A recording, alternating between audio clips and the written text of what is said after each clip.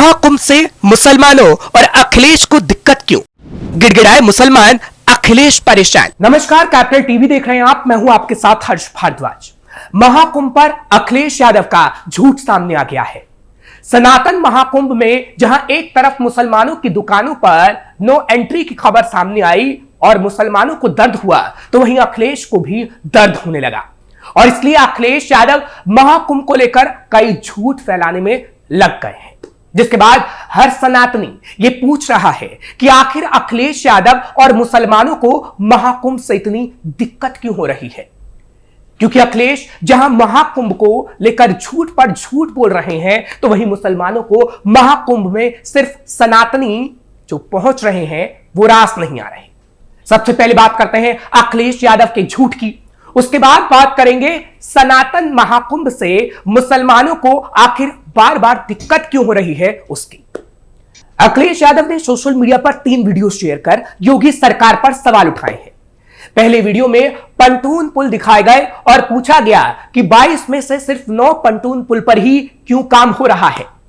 दूसरे वीडियो में बिजली के खंभों की तस्वीरें दिखाते हुए सवाल किया गया कि खंभों से तार गायब क्यों है। तीसरे वीडियो में पुल कार्यालय की अधूरी रंग पुताई को लेकर भी तंज कसा गया और वीडियो शेयर किया गया। इन वीडियो के जरिए अखिलेश ने महाकुंभ की तैयारियों और प्रबंधन पर सवाल खड़े कर दिए, लेकिन जब हमने इसकी सच्चाई जाननी चाहिए तो अखिलेश यादव का झूठ बाहर आ गया, क्योंकि पंटून पुलों की स्थिति पर स्थानीय प्रशासन का कहना है कि काम तय समय सीमा के मुताबिक चल रहा है और जल्द ही सभी पुल चालू हो जाएंगे। बिजली के खंभों से तार गायब होने के सवाल पर प्रशासनिक अधिकारियों का कहना है कि ये दावे निराधार हैं। एडीएम विवेक चतुर्वेदी ने कहा, जो भी संदेह है लोग खुद आकर यहां पर देख सकते हैं। यानी प्रशासन ये दावा कर रहा है कि कोई भी आकर यहां सच्चाई जान सकता है। तो आखिर अखिलेश झूठ क्यों फैला रहे हैं? तो उसका जवाब है सिर्फ और सिर्फ मुसलमानों के वोट के लिए अखिलेश ऐसा कर रहे हैं, क्योंकि महाकुंभ में वक्फ की नो एंट्री की खबर जब से सामने आई, मुस्लिमों के दुकानों पर रोक की खबर जब से सामने आई, अखिलेश आग बबूला हो गए और योगी प्रशासन के खिलाफ झूठ फैला रहे हैं। अखिलेश को मुस्लिम वोट बैंक की फिक्र। उत्तर प्रदेश की राजनीति में मुस्लिम वोट बैंक हमेशा से ही समाजवादी पार्टी के लिए मजबूत स्तंभ रहा है। लंबे समय तक मुलायम सिंह यादव के नेतृत्व में सपा ने मुस्लिम यादव समीकरण के सहारे राज्य की सत्ता में अपनी पकड़ बनाए रखी। हालांकि हाल ही के कुछ सालों में मुस्लिम वोट बैंक सपा से धीरे धीरे खिसकता नजर आ रहा है।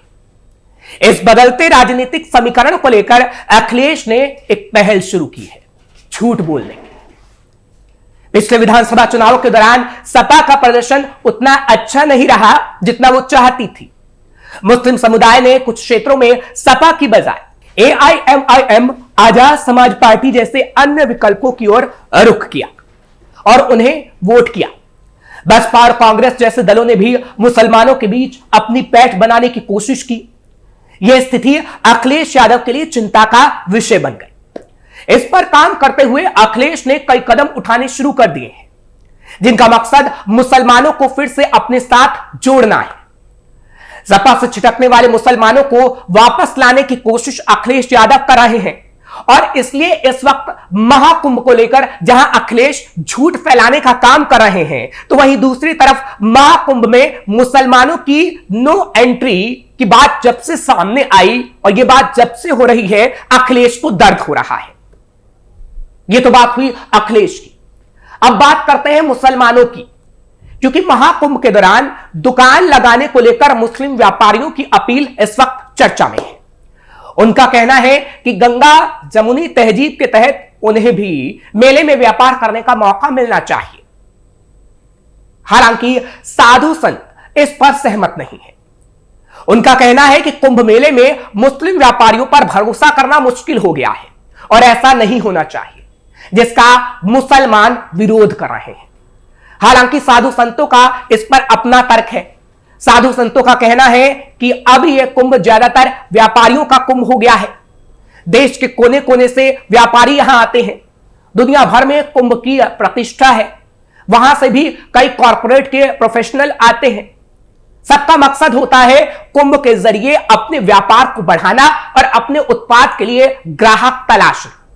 यह अवसर भला कौन व्यापारी खोना चाहेगा, और मुसलमान भी यही चाहता है, लेकिन हम मुसलमान पर विश्वास नहीं करते, इसलिए मुसलमान व्यापारी यहां अपनी दुकानें न लगाएं, क्योंकि इतिहास के पन्ने ये गवाही देते रहे हैं कि मुसलमानों ने हिंदुओं का हमेशा अहित किया है और मुसलमानों पर हमें भरोसा नहीं है। कुछ साधुओं और हिंदुओं का कहना है कि जब मुसलमान अपने मक्का मदीना में हिंदुओं को प्रवेश नहीं देते हैं तो उन्हें कुंभ के मेले में क्यों घुसने दिया जाए।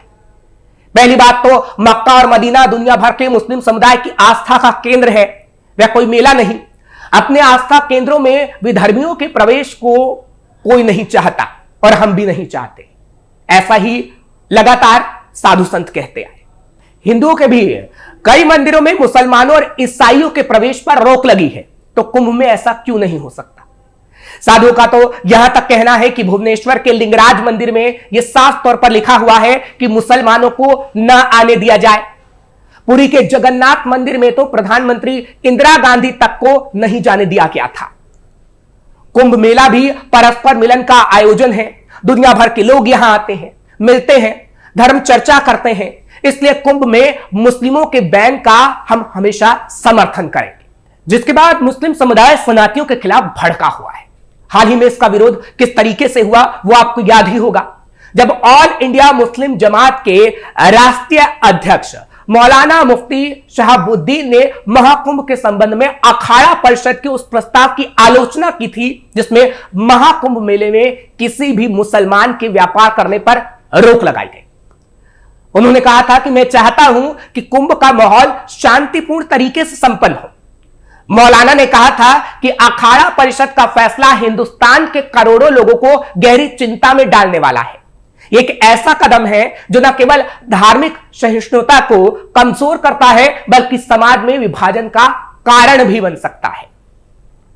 उन्होंने कहा था किसी भी मुसलमान को कुंभ मेले में भाग लेने या व्यापार करने की अनुमति न देना सामाजिक एकता के लिए गंभीर खतरा है।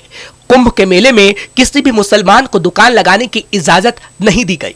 यह फैसला उन मूल्यों के खिलाफ है जो हमारे देश की नींव है, जैसे कि धर्मनिरपेक्षता और सामाजिक सद्भाव।